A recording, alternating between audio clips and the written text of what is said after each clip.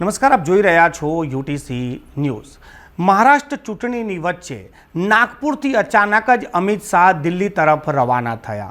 લોકોમાં અલગ અલગ વાતો પસરી કે અચાનક તો એવું શું થયું કે મહારાષ્ટ્રની ચૂંટણી છોડી અમિત શાહ દિલ્હી કેમ ગયા। ત્યારબાદ ખબર પડી કે મણિપુરમાં ફરી હિંસા થઈ ગઈ છે। 3 બાળકો સહિત 3 મહિલાઓની હત્યા કરી દેવામાં આવી છે। મણિપુર ફરી સળગી ઉઠ્યું છે। અમિત શાહ તાત્કાલિક દિલ્હી ગયા અને દિલ્હીથી મણિપુરની તમામ માહિતીઓ તેમણે એકત્રિત કરી। મણિપુર પાછલા કેટલાય સમયથી સળગી રહ્યું છે। મણિપુરમાં થઈ શું રહ્યું છે? ધારાસભ્યોના ઘરોમાં આગ લગાવવામાં આવી રહી છે, આગજની થઈ રહી છે, ગોળીબાર થઈ રહ્યો છે, હત્યાઓ થઈ રહી છે। મણિપુરની હિંસા રોકાઈ કેમ નથી રહી? શું મણિપુર હવે ભારતનો હિસ્સો જ નથી?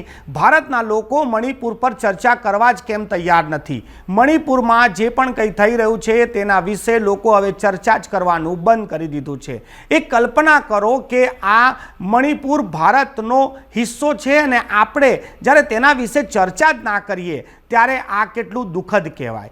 મણિપુરના લોકો પણ આપણા ભાઈ બહેન જ છે। આપણે તો વિશ્વને પોતાનો કુટુંબ માનીએ છીએ, તો પછી દેશના જ એક રાજ્યના લોકોને આપણે અલગ થલગ કેવી રીતે છોડી શકીએ? આપણે કંઈ કરી ના શકીએ, પરંતુ શું ચર્ચા પણ ના કરી શકીએ કે મણિપુરની હિંસા રોકાતી કેમ નથી?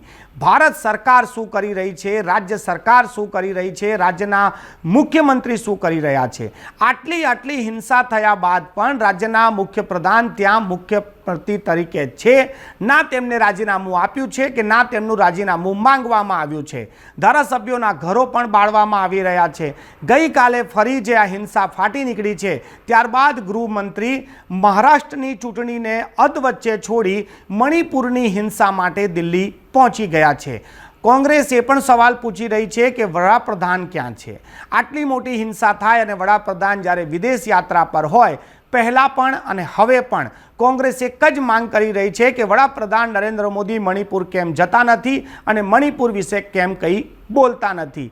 આ સવાલનો જવાબ હજી સુધી તો આવ્યો નથી, પરંતુ આશા એક જ રાખીએ કે આ રાજનીતિથી દૂર હટીને મણિપુર શાંત થાય।